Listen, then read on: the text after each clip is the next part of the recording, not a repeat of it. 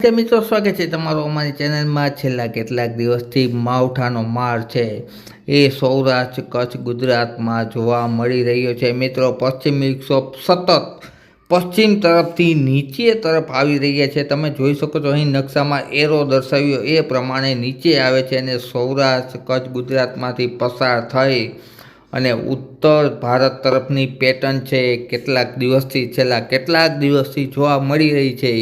ત્યારે આગામી સમયમાં કેવું રહેશે વાતાવરણ, શું ફરીથી આવશે માવઠાનો ઘા?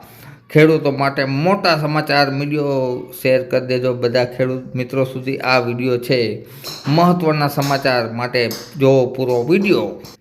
તારીખ 4 એપ્રિલ અને બપોરના 12 વાગ્યાના તાજા હવામાન સમાચારની વાત કરીએ તો હાલ છે એ દક્ષિણ ગુજરાતમાં વરસાદી એક્ટિવિટી છે એ શરૂ થવાની છે થોડાક જ સમયમાં, જેમાં સુરત, વલસાડ તેમજ સાથે સાથે વડોદરાથી આસપાસના વિસ્તારોમાં છે એ વરસાદી એક્ટિવિટી જોવા મળશે। અને સાથે સાથે સૌરાષ્ટ્રની વાત કરીએ તો સૌરાષ્ટ્રના ભાવનગર તેમજ અલંગ પંથકના વિસ્તારોમાં ગાજવીજવાળો વરસાદ છે એ થવાની સારી એવી શક્યતા રહેલી છે, જે બપોર બાદ છે એ જોવા મળી શકે છે। વરસાદની એક્ટિવિટી માવઠાનો કા હાલ જે આપના ઉપરથી ગઈકાલે માવઠું પસાર થયું તે ઉત્તર ભારત સુધી પહોંચી ચૂક્યું છે અને ત્યાં માવઠાનો વરસાદ છે એ જોવા મળી રહ્યો છે। બીજી તરફ આપણે નજર કરીએ પશ્ચિમી વિક્ષોભ એટલે કે વેસ્ટર્ન ડિસ્ટર્બન્સ જે એક પ્રકારનો રસ્તો બનાવી આપ્યો છે છેલ્લા કેટલાક દિવસથી। અહીંથી જે પશ્ચિમી વિક્ષોભ આવે છે મિત્રો ધ્યાનથી જોજો, અહીંથી પશ્ચિમી વિક્ષોભ આવે છે તે સૌરાષ્ટ્ર કચ્છ ઉપરથી પસાર થઈ અને ફરીથી ઉત્તર ભારત તરફ આવે છે, જે આ પ્રકારની પેટર્ન છે જોવા મળી રહી છે, જેના હિસાબે છે એ ખેડૂતોને માવઠાનો માર સહન કરવો પડે છે। અને ગઈકાલે તો ઘણા વિસ્તારમાં 2 ઇંચ સુધી વરસાદ પડ્યો, જેમાં પણ પશ્ચિમ સૌરાષ્ટ્રમાં ખાસ કરીને દ્વારકા તેમજ જામનગર અને પોરબંદરના વિસ્તારમાં ભારે માવઠાનો વરસાદ, એમ પણ કહી શકાય કે ચોમાસામાં પડતો હોય તે પ્રકારનો વરસાદ જોવા મળ્યો।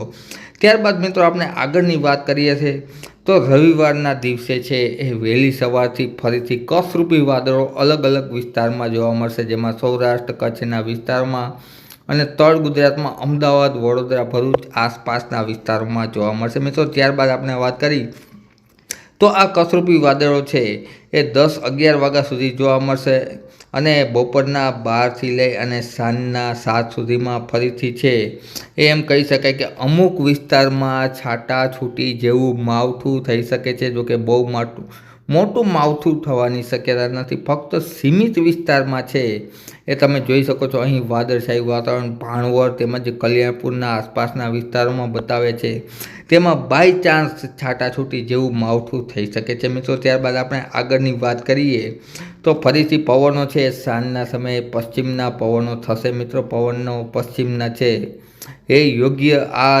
સમયમાં છે એ સારા કહેવાય।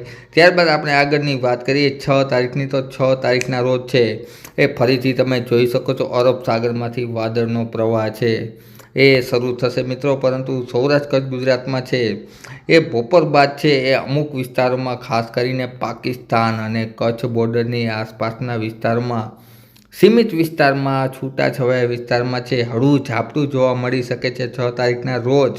ત્યારબાદ આપણે આગળની વાત કરીએ તો આ ઝાપટા અને આ પશ્ચિમી વિક્ષોભથી આપણને આબાદ બચાવ થશે 6 તારીખના રોજ। તે માવઠું છે એ પાકિસ્તાન તરફ અને રાજસ્થાન તરફ ગતિ કરશે। ત્યારબાદ આપણે વાત કરીશું 7 તારીખની તો 7 તારીખના રોજ ફરીથી માવઠું છે એ સૌરાષ્ટ્ર કચ્છ ગુજરાતમાં હવામાન ચાર્ટ બતાવી રહ્યા છે, તમે જોઈ શકો છો અલગ અલગ વિસ્તારમાં ભાવનગર, બોટાદ પંથકમાં, જૂનાગઢમાં તેમજ જામનગર, દ્વારકા પંથકમાં, ઉપરાંત રાજકોટ, મોરબી, સુરેન્દ્રનગર વિસ્તારમાં।